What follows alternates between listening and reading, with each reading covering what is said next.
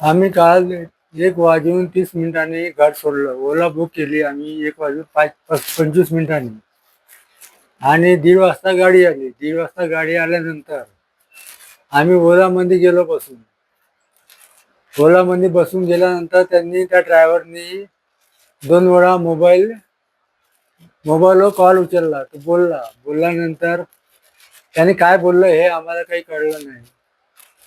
आणि त्यांनी गाडी नेली, जो बंडी बैलाच्या वाणी गाडी नेली, धीरे धीरे गाडी नेली आणि आम्हाला 1:30 तासात त्यांना तारसाला पोहोचवलं. तारसाला पोहोचवल्यानंतर तो आम्हाला सोडला आणि आम्ही ज्या पार्टीच्या घरी गेलो होतो तिथं आम्ही गेल्यानंतर तो आम्हाला अर्धा तास गायब होता. अर्धा तास गायब असल्याने त्याने काय बोलला तिकडे मोबाईलवरती ते आम्हाला काही कळलं नाही. त्यामुळे मग तो आला वापस. आम्ही नाश्ता वस्ता चहा वगैरे पिऊन बसलो होतो आम्ही चर्चा करत. नंतर आला तो, चहा पिला, नाश्ता केला, चहा पिला आणि मग म्हणते आम्हाला चला म्हणते. मग आम्ही निघालो तिथून. तारशावरून त्याने आम्हाला अर्धा तासामध्ये आमचे घर गाठलं.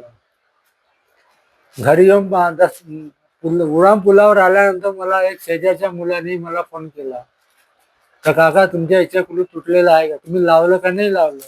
मी कुलूप लावलं म्हटलं. लावल्यानंतर मग पुन्हा परत केलं का म्हणजे तुमच्या इथे दार आहे, कुलूप पडलं आहे खाली.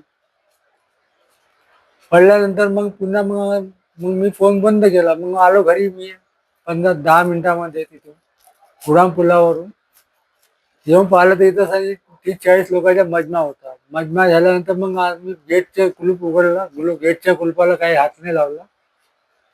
दाराला कुलूप तुटलं होतं. एक राट मिळाला मला. राट मिळाला तर म्हटलं कुलूप तुटला आहे म्हणलं. मग दार लोटवला तर दारा आतमध्ये सरळ मग तो आतमध्ये दार खुलला. दार खुलल्यानंतर मी आतमध्ये गेलो तर पुढं तिथं भंगार पडला होता.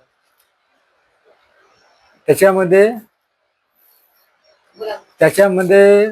10चे, 20चे, 50चे, 100चे, 200चे, 500चे असे कमीत कमी 3-3.5 लाख रुपये नगदी आमचे होते आणि 10 तोळे सोनं ते त्यांनी लंपास केले. आम्ही नंतर पोलीस स्टेशन गाठलं 5:30 वाजता पोलीस स्टेशन गाठल्यानंतर PI आले, SCP आले, DCP आले, काय म्हणतात SCP आले आणि रात्री 1 वाजेपर्यंत त्यांनी 1-1:30 वाजेपर्यंत गस्त केली ना आमच्या घराच्या आजूबाजूने.